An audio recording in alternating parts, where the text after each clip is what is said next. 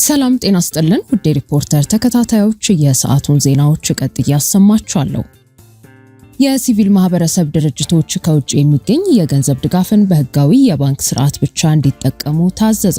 የሲቪል ማህበረሰብ ድርጅቶች ባለስልጣን ማንኛውም በኢትዮጵያ የሚንቀሳቀስ ድርጅት ከውጭ ሀገር የሚገኝ የገንዘብ ድጋፍን በብሔራዊ ባንክ ህጎችና የባንክ ስርዓት መሰረት ብቻ እንዲቀበልና እንዲጠቀም ጥብቅ ማሳሰቢያ ሰጥቷል። ባለስልጣን መስሪያ ቤቱ ዛሬ ሚያዝያ 15 ቀን 2018 ዓ.ም ባወጣው መግለጫ እንዳስታወቀው ድርጅቶች ከውጭ ሀገራት ከዓለም አቀፍ ተቋማት ከለጋሽ ድርጅቶች ሆነ ከግለሰቦች የሚቀበሉት የገንዘብ ድጋፍ በቀጥታ በድርጅቱ የባንክ ሂሳብ ገቢ መሆን አለበት።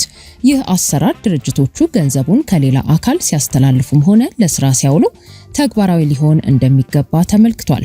ተቋሙ በአዋጅ ቁጥር 1113/2011 በተሰጠው ስልጣን መሰረት የድርጅቶችን የፋይናንስ አሰባሰብና አጠቃቀም በዴስክ ክትትልና በመስክ ምልከታ በጥብቅ እንደሚቆጣጠር አስታውቋል። በዚህም መሰረት ድርጅቶች ከውጪ የሚገኝ የገንዘብ ድጋፍ በህጋዊ መንገድ ወደ ሂሳባቸው ገቢ መደረጉን የሚያሳይ ተገቢውን ማስረጃ የማቅረብ ግዴታ እንዳለባቸው አሳስቧል። ህጋዊ የባንክ አሰራርን ባልተከተለ መንገድ የፋይናንስ ድጋፍ ማድረግ መቀበልም ሆነ መጠቀም ከባድ የህግ ጥሰት መሆኑን የገለጸው ባለስልጣን መስሪያ ቤቱ በዚህ ድርጊት ላይ ተሰማርተው በሚገኙ ድርጅቶች ላይ አስፈላጊው ህጋዊ የእርምት እርምጃ እንደሚወሰድ አስጠንቅቋል። ይህ እርምጃ የሲቪል ማህበረሰብ ድርጅቶች ስራቸውን በህግ አግባብና በተቋቋሙበት ዓላማ መሰረት ማከናወናቸውን ለማረጋገጥ ያለመ መሆኑ ተገልጿል። በእናቶ ዮሐንስ ቧያለው የክስ መዝገብ የመከላከያ ብይን ለመስጠት ለግንቦት 28 ቀን ተለዋጭ ቀጠሮ ተሰጠ። በፌዴራል ከፍተኛ ፍርድ ቤት ልደታ ምድብ የጸረ ሽብርና ህገ መንግስታዊ ጉዳዮች ወንጀል ችሎት እየታየ የሚገኘው የእናቶ ዮሐንስ ቧያለው የክስ መዝገብ መጋቢት 21 ቀን 2018 ዓ.ም በዋለው ችሎት በሰብአዊ መብት አያያዝ ዙሪያ አዳዲስ ትዕዛዞችን ማስተላለፉ የሚታወስ ሲሆን ተከሳሾች በእስር ላይ እያሉ ብሔር ተኮር ስድብና ማስፈራሪያ ደርሶብናል በማለት ላቀረቡት አቤቱታ የፌዴራል ፖሊስ እስካሁን ያደረገውን ማጣራት ለችሎቱ ባለማቅረቡ ፍርድ ቤቱ በድጋሚ ትዕዛዝ ሰጥቶ ነበር። ፖሊስም ለቀረበው የሰብአዊ መብት ጥሰት አቤቱታ የምርመራ መዝገብ ይዞ እንዲቀርብ የታዘዘው ለዛሬ ሚያዝያ 15 ቀን 2018 ዓ.ም ነበር። ፍርድ ቤቱ ዛሬ በዋለው ችሎትም አቃቤ ህግ ቀደም ሲል ባቀረባቸው የሰውና የሰነድ ማስረጃዎች ላይ ፍርድ ቤቱ መርምሮ የመከላከያ ብይን ለመስጠት ለዛሬ ቀጥሮ የነበረ ቢሆንም የምርመራ ውጤት ባለመድረሱ ለግንቦት 28 ቀን 2018 ዓ.ም ተለዋጭ ቀጠሮ መሰጠቱን ጠበቃቸው አቶ ሰለሞን ገዛኸኝ ለሪፖርተር ተናግረዋል። በማረሚያ ቤቱ ኃላፊዎች ላይ ተደረገ የተባለው ምርመራ በተመለከተ በዝርዝር እንዲቀርብ ከመባሉ ጋር ተያይዞ ያሉትን እንዲሁም አጠቃላይ የዛሬውን የችሎት ውሎ በተመለከተ አቶ ሰለሞን ተከታዩ ማብራሪያ ሰጥተውናል። ዛሬ ተቀጠረው ያው ለእንትን ነበር ያው ይከራከሩ አይከራከሩ ለማለት በእናት ዮሐንስ ቧያለው ላይ እንዲሁም ደግሞ በኢትዮጵያ ሰብአዊ መብት ኮሚሽን በአዋሽ አርባና በተለያዩ ቦታ የደረሰባቸው ጥሰት ፖሊስ መመርመራ ስለማድረጉ መጀመር ማለት ለመጠበቅ ነበር። ሁለተኛው በማረሚያ ቤት ባቀረቡት የሰብአዊ ጥሰት ላይ የማረሚያ ቤት ኃላፊ ለመተዋወቅ ነበር የተቀጠሩ። ሶስት ነገር ከቅድሚያ የተሰጠው የሰብአዊ ጥሰቱን በተመለከተ ነው። የፌዴራል ፖሊስ ቀርቦ ማረሚያ ቤቱ ፍርድ ቤት ማረሚያ ቤት ገብቼ ምርመራውን እንዳደርግ እንድቀበል በተሰጠው ትዕዛዝ መሰረት ወረቀት ወስጄ ማረሚያ ቤት ያሉትን ቃል ተቀብያለሁ። የሚቀረኝ አባ ሳሙኤል ነው ያሉት ለአባ ሳሙኤል ይጻፍልኝ ብሎ ያቀረበ መዝገቡን አስቀርቦ ምርመራ እያደረገ መሆኑን አጣርቶ ያን ካየ በኋላ ለአባ ሳሙኤል እንዲጻፍለት ትዕዛዝ ሰጥቶ ተከታይ ቀጠሮ የምርመራውን ውጤት እንዲያሳውቅ። ሁለተኛ የማረሚያ ቤቱ ኃላፊ ተከሳሾቹ ባቀረቡት አቤቱታ ላይ የተለያዩ የሰብአዊ መብት ጥሰቶች ላይ የማረሚያ ቤቱ ኃላፊ ቀርበው እንዲያስረዱ በሚል ነበር በድጋሚ የታዘዘው። ዛሬ ግን የቀረቡት የአስራራ ጥበቃ ኃላፊው ኢንስፔክተር ድሬባ ሰንበቶ የሚባሉት ቀርበው እኔ መልስ እሰጣለሁ ብለው ነበረ።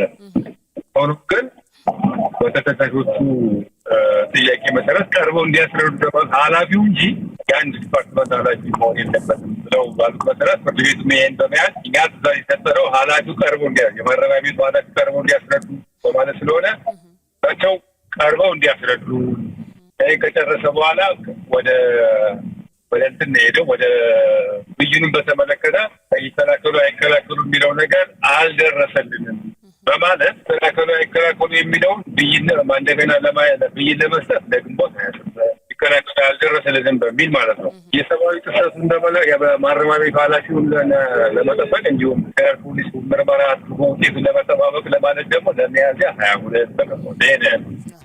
አቶ ዮሐንስ ቧያለው፣ አቶ ክርስቲያን ታደለና ዶክተር ካሳው ተሻገርን ጨምሮ በክስ መዝገቡ የተካተቱ ተከሳሾች በአማራ ክልል ከታወጀው የአስቸኳይ ጊዜ አዋጅ ጋር ተያይዞ በቁጥጥር ስር መዋላቸውና ከፋኖ ታጣቂዎች ጋር ግንኙነት አላቸው በሚል ክስ እንደቀረበባቸው ይታወሳል።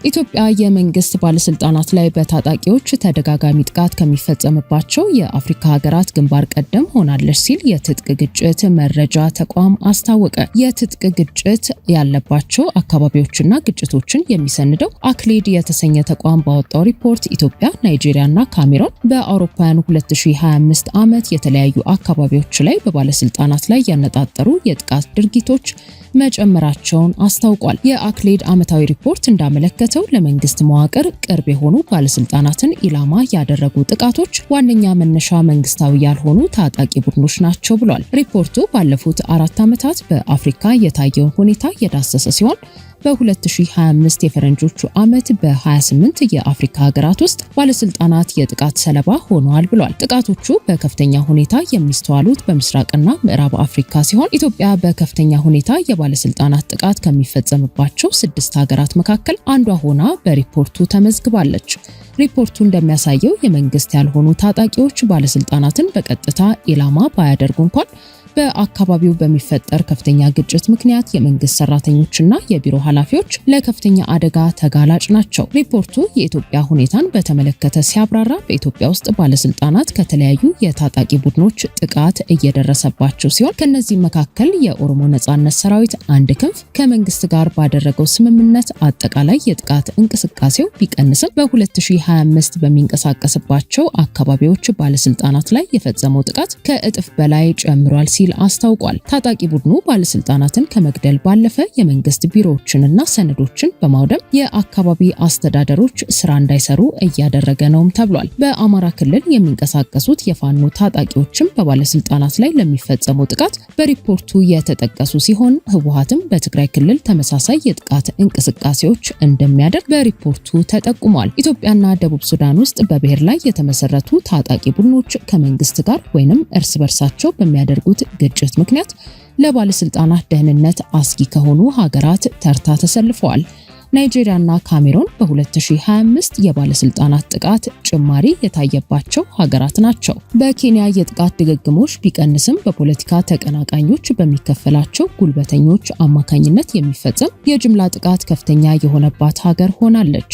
የአልሸባብ የሽብር ቡድን የሚገኝባት ሶማሊያ በባለስልጣናት ላይ የሚፈጸመው ጥቃት ለተከታታይ 3ኛ ዓመት እየቀነሰ ነው ተብሏል። በተለይም በዋና ከተማዋ ሞቃዲሾና አካባቢው የታየው የጸጥታ መሻሻል ለዚህ ምክንያት መሆኑ በሪፖርቱ ተገልጿል። ከሶማሊያ በስተቀር ከፍተኛ ጥቃት የታየባቸው 5ቱ ሀገራት ማለትም ኢትዮጵያ፣ ናይጄሪያ፣ ካሜሮን፣ ደቡብ ሱዳንና ኬንያ በአፍሪካ ከፍተኛ ቁጥር ያላቸው ታጣቂ ቡድኖች የሚንቀሳቀሱባቸው 10 ሀገራት ውስጥ ይገኛሉ ተብሏል። ኢትዮጵያ፣ ካሜሩንና ሶማሊያ በዓለም ላይ አስከፊ የፖለቲካ ግጭት ከሚታይባቸው 20 ሀገራት ውስጥም ተካተዋል። ውድ የሪፖርተር ተከታታዮች የሰዓቱ ዜናዎቻችን እነዚህ ነበሩ። ስላደመጣችሁን ከልብ እናመሰግናለን።